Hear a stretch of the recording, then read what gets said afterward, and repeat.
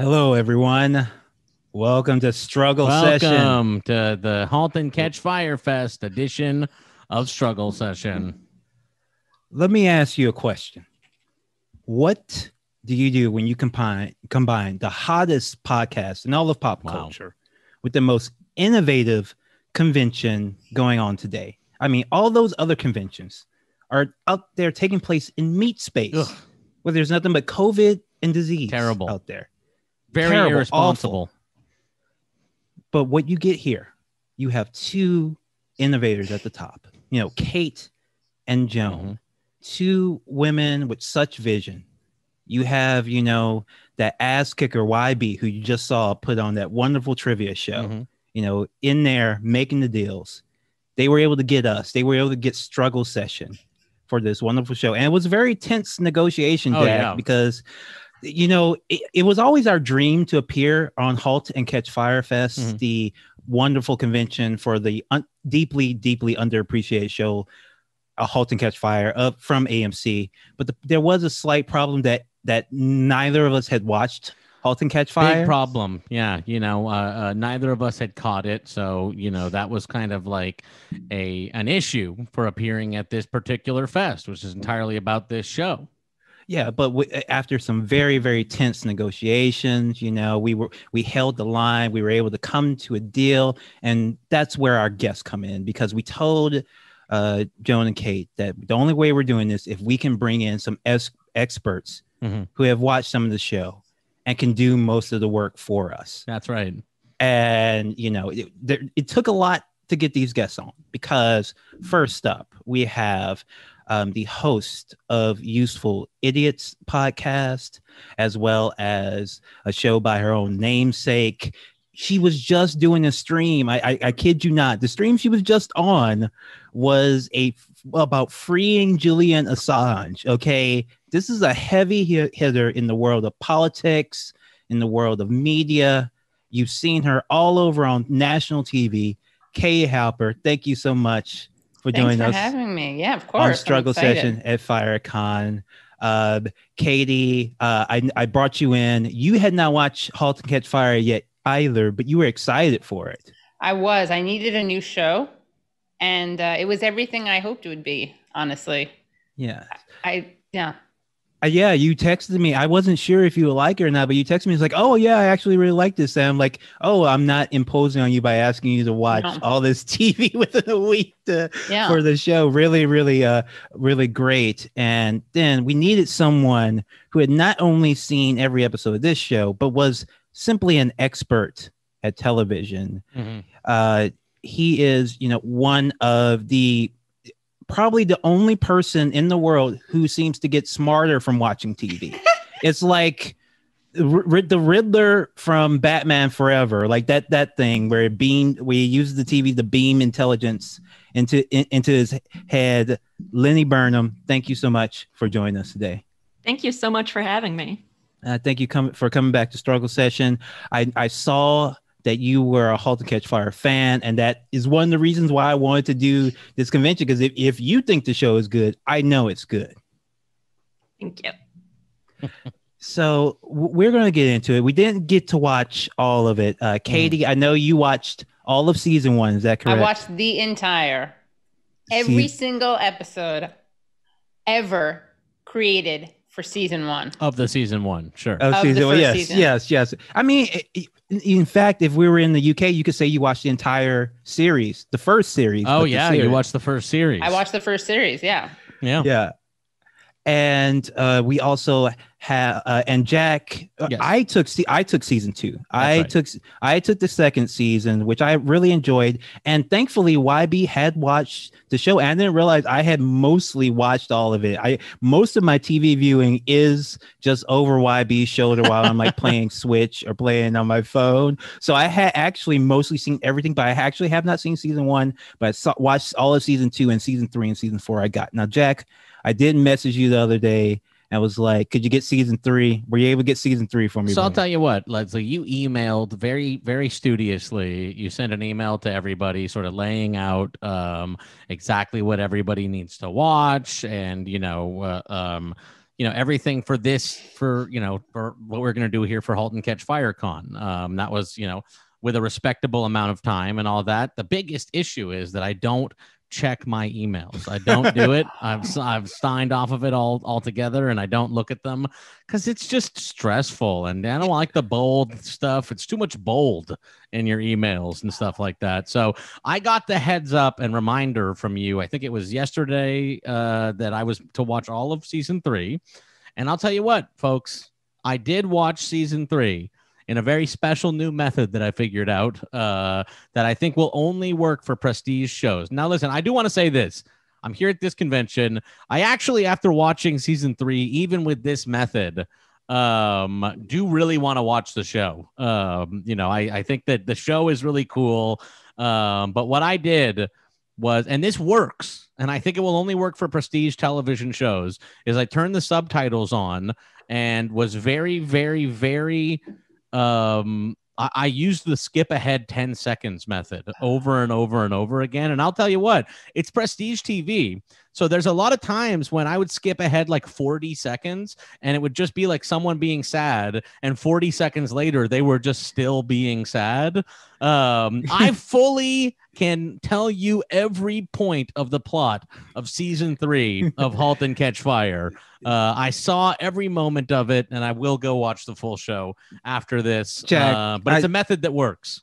Oh, see, Jack, we have some detractors in the chat, but see, these are like the people who are always, slagging off Joe, who don't see his vision. Jack, you innovated. You invented a new way to watch TV. And Jack, I'm very excited about what we can possibly do with this. We could probably pitch this to other podcasters, a special plugin for Netflix that skips to only each line so that you can get through all your content for all your podcasts as fast as possible. This is my big Joe McMillan idea.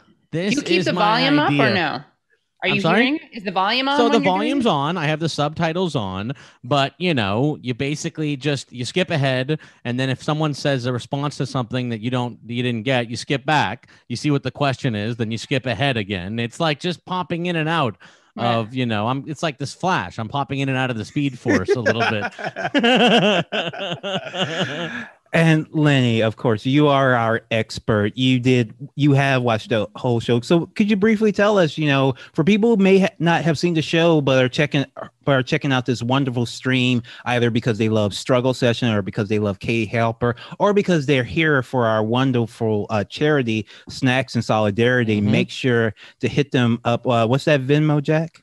The Venmo is at Solidarity and Snacks. I was out there with them today in Skid Row. They do really great work. There's a lot of people that they helped with food and with all kinds of supplies today. So make sure to send your Venmos to at Solidarity and Snacks. All right. So Lenny, for people who may not have seen the show but are still checking this out, what's the broad brush stroke of what this show is about? What is Halt and Catch Fire about? It's about these 5 people, Joe, Cameron, Donna, Gordon, and Boz, who come together in the very early days of the personal computer and the internet, and shows them working on various businesses and innovations over about a 10-year period. And you just follow how their relationships change, their business and personal relationships change over this span of time. Yeah, Scratchy Record just says we have raised $670. That's why my jaw dropped while Lenny was speaking.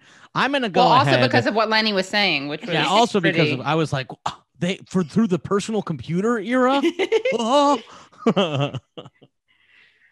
Yeah, so this is a show, and really, when I didn't get this show at first, and YB was watching, I was like, because I also didn't get Mad Men either, because I couldn't figure out what is the show about. It's about people who work at an ad agency.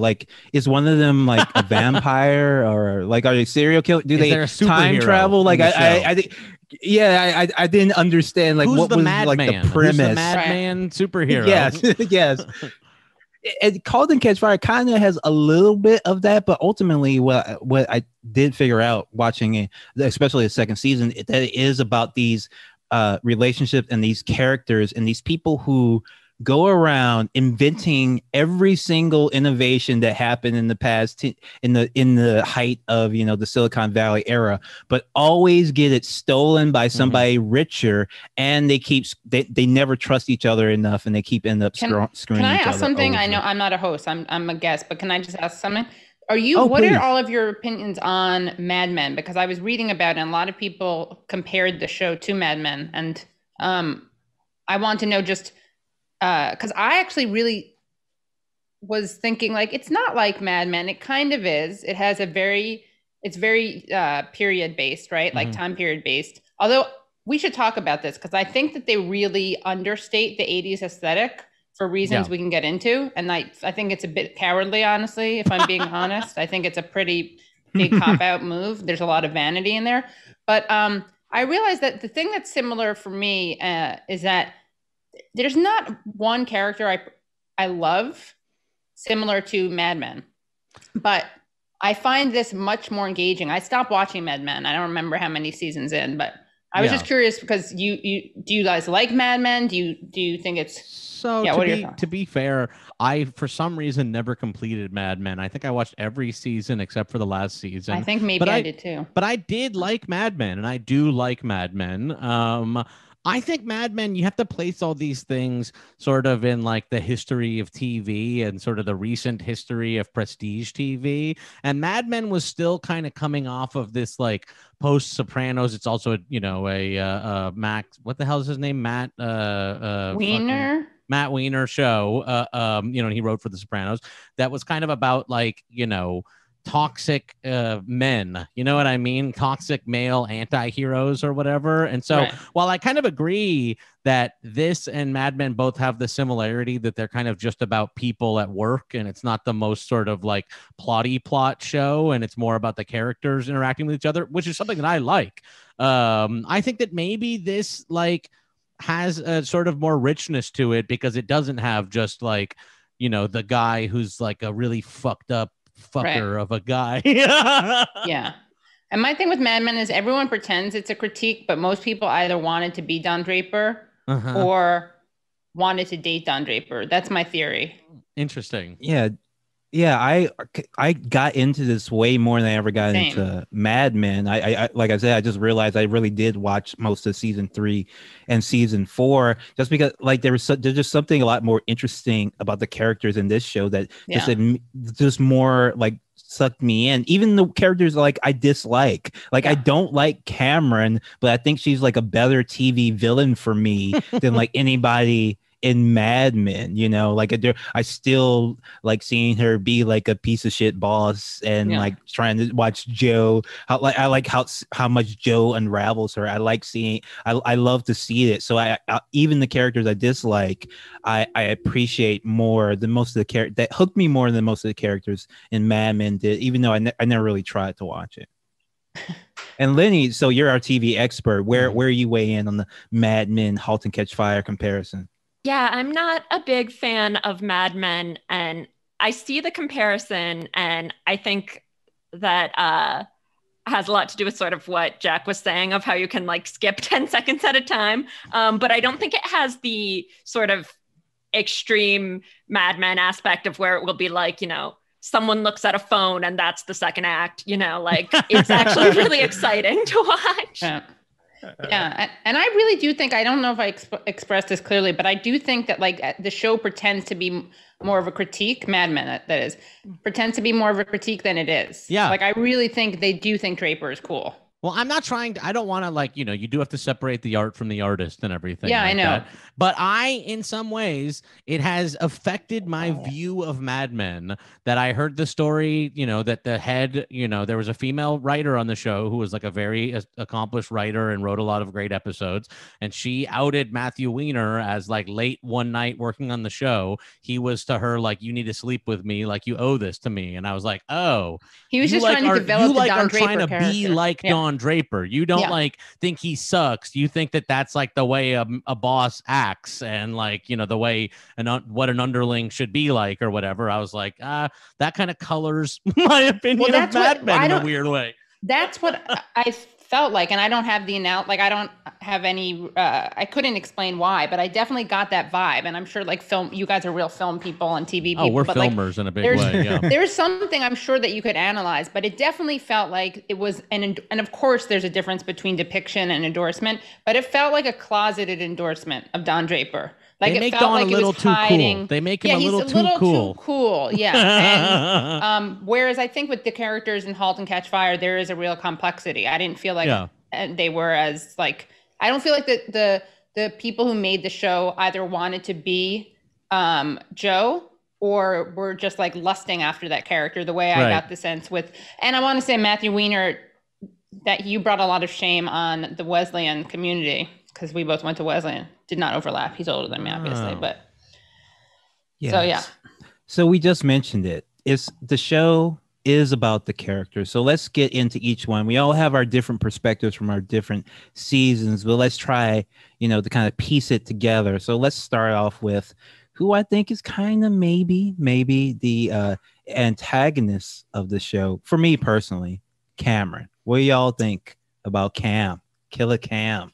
Well, do you guys agree that she's the antagonist? I don't know if I agree with that necessarily. I think that like my personal antagonist. Well, that's Leslie's personal antagonist. Right. I think honestly, I look at the show and I'm like, every character. I mean, I only watched season 3 and I watched it with my 10-second method. But I do feel like every character. I was. Okay, well, we're talking about Cameron. I like Cameron, to be honest with you. Cameron's like impossible, but is a sort of like this type of genius I feel like we see portrayed on television, but I think that this is maybe the version that's been portrayed that I've seen with the most humanity. We've seen so much of the sort of distant, genius who is very focused on their work, but Cameron, I do kind of, it feels like a person, and I don't necessarily agree that Cameron is the antagonist. I think that maybe capitalism itself is the antagonist. At the end of the day. I literally can say that about every show made in America. Yeah. Okay, so Leslie, your personal antagonist is Cameron, and Jack and Lenny. Do you guys have a personal antagonist? I just want to talk about Cameron first. Sorry. Yeah, you're right. I'm sorry. I didn't mean to challenge. You see, I'm a Cameron. I'm just blowing shit up. And like you're like Bosworth, Leslie, who I really like. But Cameron, okay, let's talk about Cameron. Yeah. Yeah, I think what I like about Cameron, which also probably makes her like pretty hateable, but I feel like a lot of the time when you can sense that someone is like the self-insert for like the creative making it, it comes across very like just sort of having a chip on your shoulder and just like making everyone who's against their creative vision just like an obvious straw man and like they're always right. And I like that *Halt and Catch Fire* acknowledges how awful it can be when corporations or whatever are trying to control you and inhibit your artistic vision. And at the same time is very often like Cameron is being a petulant child. And I really like that complexity in it. Yeah, I do like that Cameron is like impossible, and that there really is like no way this person, like there's no way to win. Like whichever side you kind of stake out, like Cameron will kind of find the value in the opposite side. Cameron's a frustrating character. Yeah. I liked also how like I appreciated her aesthetic. I feel like this aesthetic isn't really like used in most shows. Like I feel like if it's as mainstream as this, then they don't really try to go for people who kind of buck the gender norms. And I think that she, of course there's some like model chic thing going on, but I kind of like what a slob she was and how she really had short hair and not short hair in like the very cutesy way. She does have a punk slobcore aesthetic, and I, of course, appreciate that. Yeah. But I think part of the reason it's so hard for me to keep focused on one character is because I think Lenny, you were speaking to this, which is that like they are very complex. So my loyalties kind of like shift back and forth, which I don't experience that much. I usually like really just like certain characters and dislike certain characters. I think Gordon is kind of constantly annoying, but even that is somewhat endearing. Like he's such an annoying like stick in the mud, but that has its charm also. Kate said that I was most like Gordon, and in watching the show, I was like, "Oh, I get it," and it's not in the way that I like so much. All right, so let's talk about Gordon, old Sack himself, Yes. who would be, such a sweetheart. Like he would be like the character you automatically would root for, but he's like kind of an asshole too a lot of the time. A lot of the times, and he's like a very particular and prickly person. You know, there's a lot of Reynolds Woodcock in Gordon, and it's like, again, it's just like over like some stupid shit a lot of the time. Like that's why when I kind of watched Gordon, I was like, man, this guy like gets a little too like frustrated about stupid shit, which I can identify with. And a little self-pitying and grandiose. Yes. Which is annoying. Yeah. But I haven't seen him look like this. I've only seen the first season, because I really like to go deep depths over breadth. So I wish the first season. I wish we did get this contract nailed a little bit earlier, because it would be worth looking at all the different facial hair and hairstyles, because every season it changes pretty radically. At least for the guys, it does. At one point, Joe gets the he goes for like full Steve Jobs, which kind of worked a little bit for him. But this is Gordon when he gets nice and clean with the mustache. I like him with the beard too. Sorry, Lenny. Oh, Lenny, what did you think of old Gordo? I think I really like him. Cameron and Donna are definitely my favorites, but I like that Gordon is often like the voice of reason with other people. Like he gives good advice, but then isn't as good at just being himself. Totally, yeah. But absolutely anything he tries to do is a complete disaster. That is perfect, I gotta say, I kind of like Joe. I gotta say, okay. I mean, is there anything else I should say about? Well, first of all, he looks a lot like Steve Carell. Who does he look like there? Not himself. Maybe does Steve look Carell. Like Steve Carell. Kind of like Javier Bardem. Picture. Yeah, this is an odd picture. This is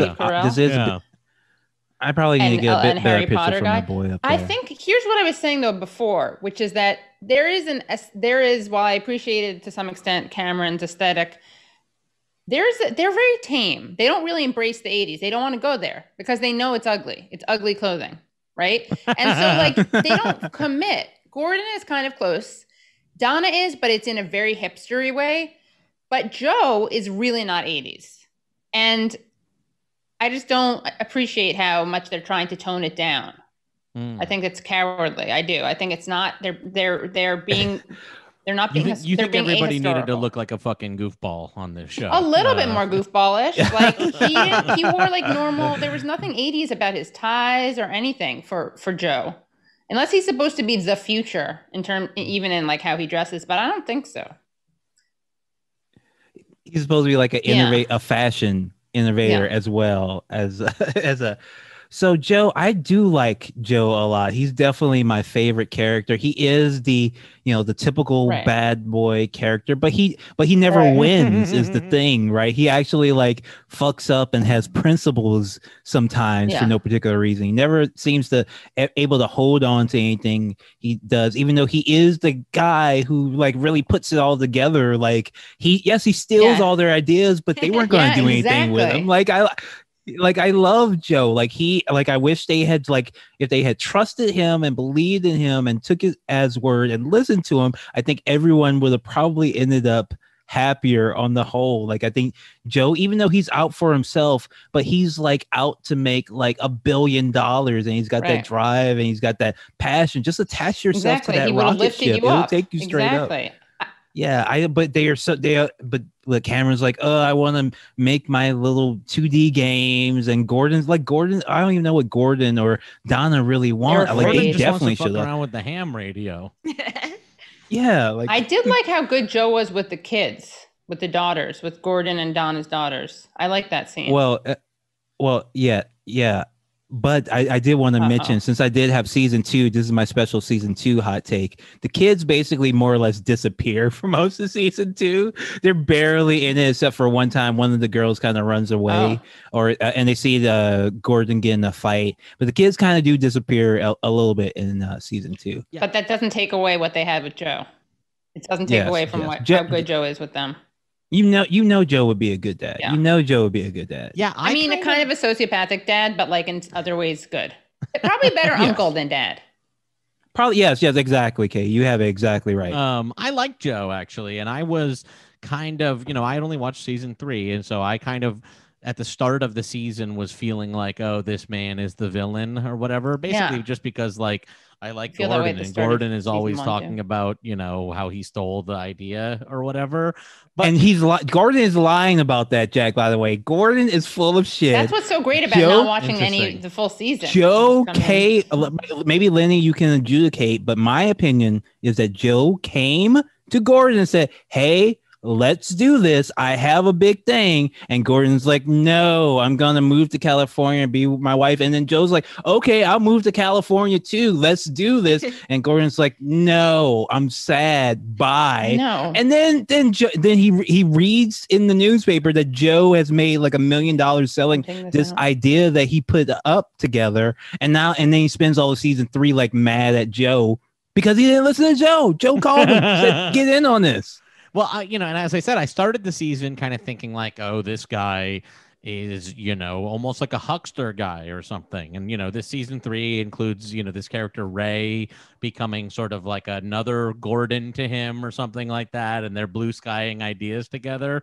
But yeah, I actually do kind of agree with you. These like programmer guys, it almost like indicts that kind of, like you feel like, didn't Steve Jobs make some complaints like this, that everything was stolen from him? Or I guess Wozniak kind of did. It's almost like an indictment of that as well, where it's like, yes, you like looked up NSFnet or whatever, but I told you to look up NSFnet and I figured out what it all was. And you sort of put together the information about it. And then, yeah, like you said, Leslie, and I like this, like, he tells people to fuck off, and like there's a part in the third Gordon season, or Joe. Okay, like in the third season there's this sequence where like someone who like represents 33% of the company's like billing or something like that, his son came to a party at Joe's and like did coke and crashed his car, and the guy comes in to make good.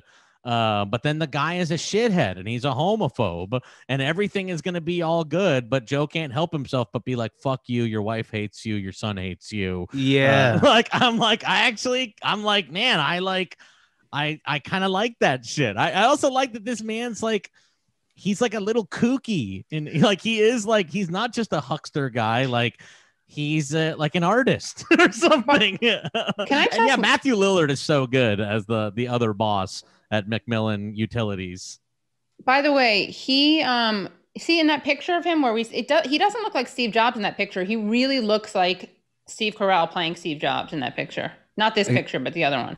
Hopefully that's a more handsome picture of him. I actually want to say, like, it was actually kind of hard to get graphics and stuff for this because this show is really like kind of really underappreciated. I was trying to get recaps for each season, but AMC stopped doing the recaps after season 2. Like, really, that's where Jack comes in with the 10-second approach. Yeah, but gotta do the 10-second method. This show is really unappreciated. And again, I want to thank Kate and Joan for kind of highlighting the show because, as I said, I was kind of skeptical of this show, but this show really kind of won me over.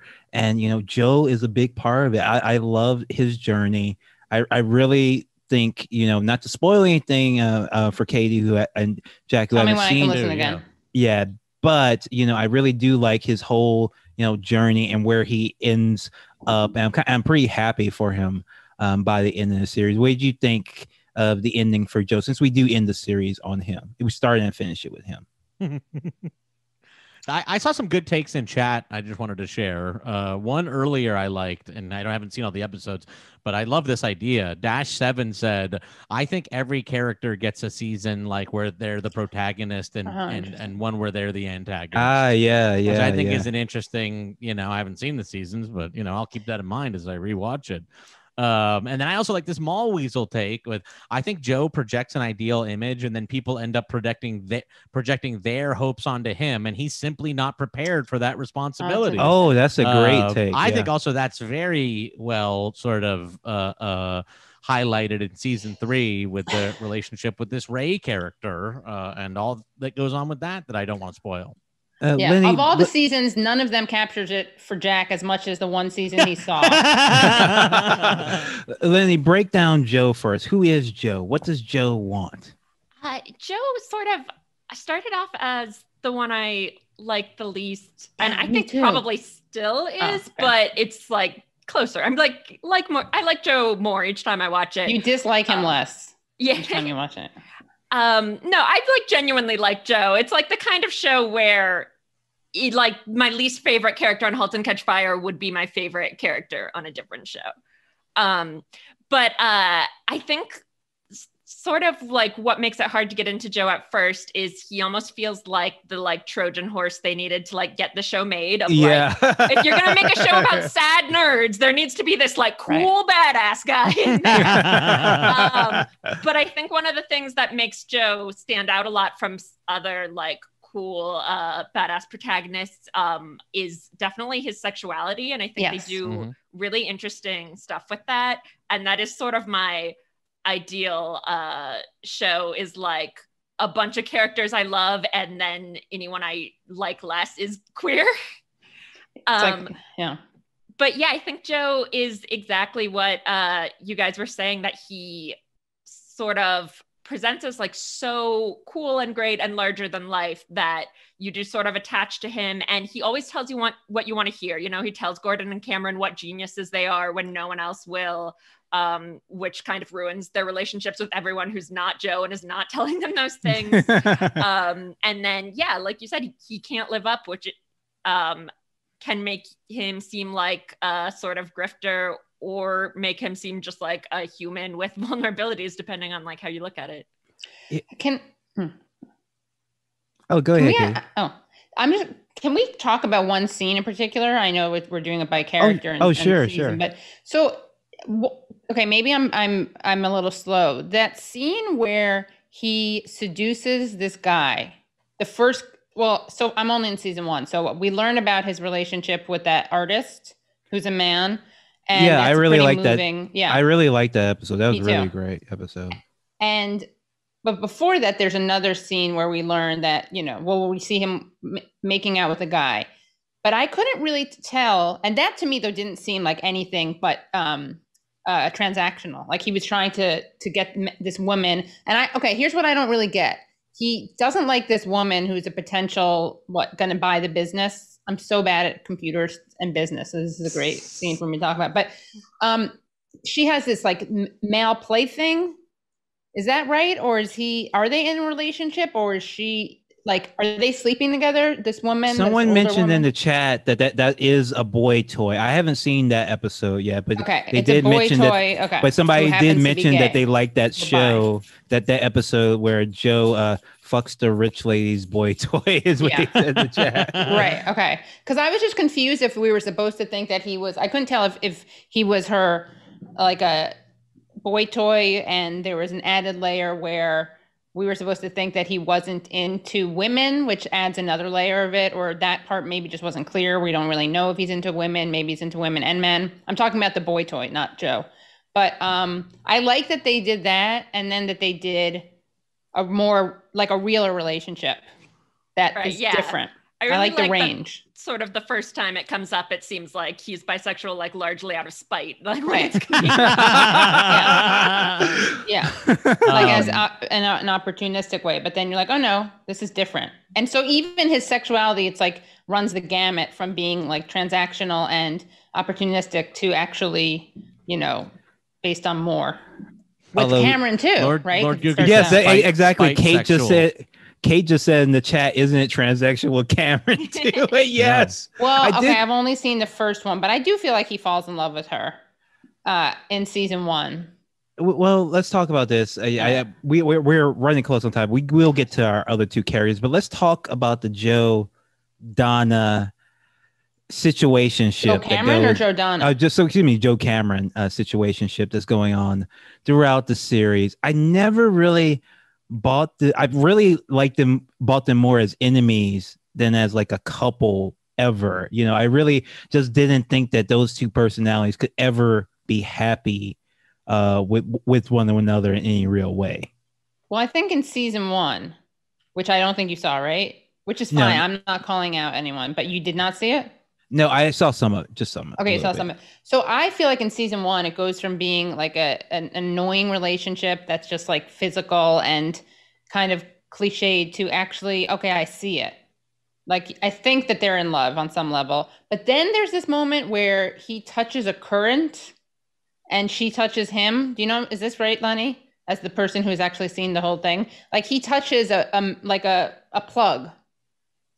And he's like, zzz, like he's getting electrocuted. But I think there actually is something there. Like, it's not just a dance that he's doing. And then she touches him and they like get really aroused. And I was like, no, this has got to stop. Like, what is happening? This is so corny because it's about being like how they're turned on. That was like, I don't know if they let some like person write that scene in, like they lost a bet or something. But besides that, I like their interaction towards the end. And I like that scene with when you learn about his past with that artist. I thought it was very clever. Maybe this was like over the top and not at all nuanced and hammering us over the head. But I like that scene where you get to hear what he's saying to the guy who's sick. And you think that, and then she sees them from the behind, you know, she's turning around, sees them. And from her angle, it looks like they're having a more sexual interaction, but really it's a like friends interaction where he finds out he's dying. I really like that scene too. Yeah. Oh yeah, with his ex-boyfriend, right? Yeah. That designs the computer room. Yeah, that was a really good episode. Yeah. So moving on. Such a metaphor. Oh, I got one more Gordon thing, and this is, you know, also from the wonderful season 3. Or no, not Gordon, sorry, Joe, also from the wonderful season 3, which is the handling of, you know, this is like actually something that does sort of put it in the 80s, maybe more than other moments in the show. There's a scene where a guy just shows up to his house, and I find out from looking online, because I looked it up, that he has never appeared in the show before, and he shows up like in tears, and we don't know what the hell is going on. And then, you know, Joe gets a call later, basically telling him that he does not have HIV after, you know, being exposed, basically. And, you know, I just thought this was like a very cool, you know, kind of just plunked right in the middle of all the plotty, you know, stuff. And it is a very sort of character moment. That was like it was, you know, a very effective couple of scenes there in the middle of season 3. We should have another convention where Lenny's not the only person who's seen the whole yeah. All right, moving on to next character, Donna. Lenny, I did not get Donna. I watched most of the show. I still don't understand Donna. Can you please explain Donna to me? Yeah, I mean, I think if you didn't get her watching it, I'm not going to promise that you ever will, because for me, it was definitely immediate how much I cared about her. But yeah, I really, I like how much she changes over the show. And I think this is what's really impressive about *Halt and Catch Fire* in general, is that it is 40 episodes, but people change so much, but it doesn't feel... it doesn't feel rushed. They time jump in the show very well. And yeah, it just feels so different from most TV because, you know, compared to like how much has like Olivia Benson changed, and we've been watching her since 1999, you know? But yeah, I think they do this almost cliche sort of story of her like becoming more empowered and independent in a way that I felt like didn't feel patronizing to me and felt pretty organic and genuine. So that's what I liked about it. Yeah, I guess the thing I didn't get is it was a good as far as if you're going to do a lean in story, this is one of the least like offensive and neoliberal ones you can do because they keep getting screwed over by richer company. But I guess my thing was like her main thing was that she was just really good at like work and her job, and I didn't know what else was there to that character. I struggled with it. Katie, did you what? Maybe is because I missed season 1. What did you see about Donna in season 1? Well, what I liked about her is that she was so like she had such a housewife like aesthetic and also personality, but also worked. Like she had such a which I thought was an interesting contrast that you don't really see. Like she was just a very much like you wouldn't predict based on the beginning because of how much she was. I mean, what am I saying though? In real life, obviously this happens all the time. Both the man and the woman will work in certain couples, right? They're both high powered. But on TV tropes and stuff, you don't. Yeah, it's not. Yeah, you see that usually on TV, it's either like she stays at home and takes care of the kids, or she's like cutthroat, like the husband. But in this, she wasn't really cutthroat, but she was like she was a genius, as much of a genius, if not more, as Gordon was. Which like you didn't get the sense, I didn't get the sense of that at all at the very beginning. Like I thought it was going to be very much about a man pursuing his dreams and his vision and his his nagging creativity. Wife, yelling at him to come take care of the kids. Right. Yeah, especially because Lenny, sorry. Yeah.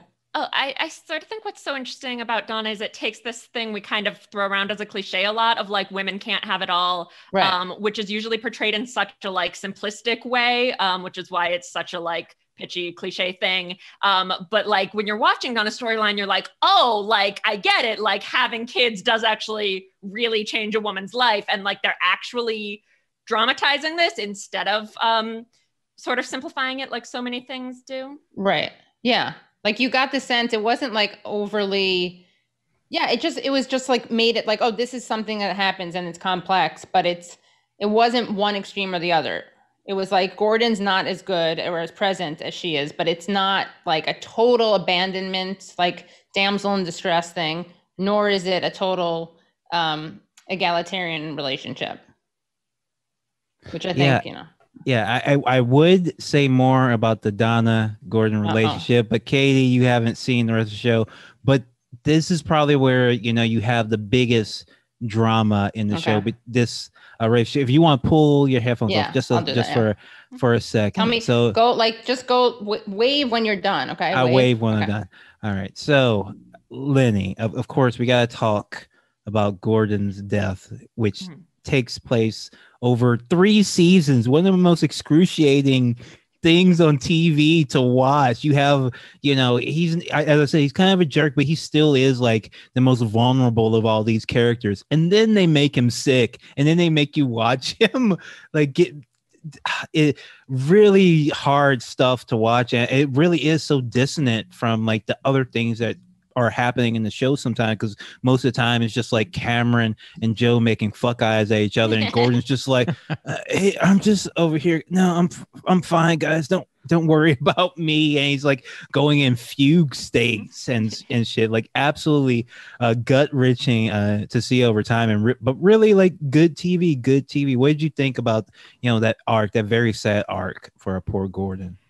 Yeah, I think that worked really well. And as funny, it is almost this thing of like, if it's the season finale or the series finale, and they need a dramatic death, and you're the only straight white man on the show, like watch out, because they're going to be thinking about the optics. But I think it worked really well, and I think it was a good ending for Donna because they kept the relationship close, and they always mattered to each other. And you get a little bit of in one of the episodes towards the end, one of her daughters is like, why do you care? Like you couldn't stand each other. And you got that, you definitely got that from them, but you're left with the feeling of how much they mattered to each other. Yeah, absolutely. So we're gonna bring Katie back on before we talk about. I think maybe was that a wave? Yes, that was a wave. We're gonna like talk him. about the fan favorite, maybe most people's favorite character. Oh, sure. Boz. Does he come back after? Oh, good. He does come back. Okay. Oh, he's in, wow. Yeah. Okay, good, they had to keep Boz around. Had to keep Boz around. Yeah. I think he's almost everybody's favorite character. Just you gotta love him. Just a raw bone Texas badass who has like a good heart too. He's really probably maybe the only character in the show you can really say has a heart of gold. And he's the one that goes to prison. He's the one that goes to prison for Cameron, by the way. I actually think that's the main thing I don't like about Cameron is that she got Boz sent to prison and then she didn't go in herself. She didn't break him out. She deserved to go in herself, but Boz went in, did the time by himself, didn't snitch. And I just didn't feel like she really took care of him. But I think he wanted to do, he really instigated it. Yeah, but she, as the younger, healthier person, shouldn't have let him take the hit. But he also did, right? Am I right that he like ordered the cops to physically batter Joe? Oh, I guess somebody is mentioning that. I remember he had the cops beat up Joe. Then he goes to prison for Cam. What a character! Yeah. He beat him up. He had him beaten up. That is fucked up. I forgot about that. So yeah, I mean, I'm not. Look, people are complex. You know, prison did rehabilitate him. He did come out better. No, but he came out. He was already good because remember, to be fair, he had Joe beaten up by, I'm sure, extremely racist, police brutalizing cops. Maybe this was like a little bit of a equalizing agenda. Like we'll have a white victim. Right. And but he's bisexual. So now you bring up yes, but I don't think he knew that. And in fact, later on in season counts when he has that guy in the strip joint, in the strip club, who says, "You weren't smiling at any of these ladies. What are you, a queer?" Boz punches him in the face in defense of Joe's honor. Yeah. I will say, Katie, Boz has another woke moment when one of the coders ends up is gay, and he's just like, well, all right. He's woke Boz. Yep. Okay. Yeah. All right. Lenny, what do you think of Boz? Yeah, I love Boz. Now you guys are mentioning that he does have more complexities, but I was thinking he's sort of the one that it's sort of easy to be like, he's just Boz. He's great. He's fun compared to the others. Yeah, it's delightful seeing him. It was weird because I watched a bunch of King of the Hill right before my latest rewatch. And sometimes you're like, oh, that's Khan. And it's very weird. Yeah, he's great. Slight spoiler, but I do love that he's a trophy husband. Took my thing out. Tell me, is spoiler done? Yeah, it's done. Yes, okay. And Boz does kind of end up being, even though this is a show of beautiful people, Boz is probably the one with that really is the sex symbol of the show, if I'm being honest with you. My lesbian roommate just tweeted about how hot Boz is. Actually, it transcends everything. That's interesting. Yeah. Huh. So we were talking about these beautiful people. He is transcendent. He truly is. And that's what he gets for his allyship. It's the least that the world could give him. Yeah. So I do want to bring up, let me see if I can get the slide right up here, because I found this amazing picture of like the real people who like this show is based on. I always want to know. I want to know exactly how much is real and not real. Well, so it's not technically the exact same people because it's not based on any particular person. It's based on the era. Right. But if you want to look at this, I don't know if I want. This is Sierra Online, a video game company. They made adventure games, as you can see, women prominent in it. And this is how they were. This is their fashion. Well, exactly. And they don't have the courage to have the people dressed like that on the show.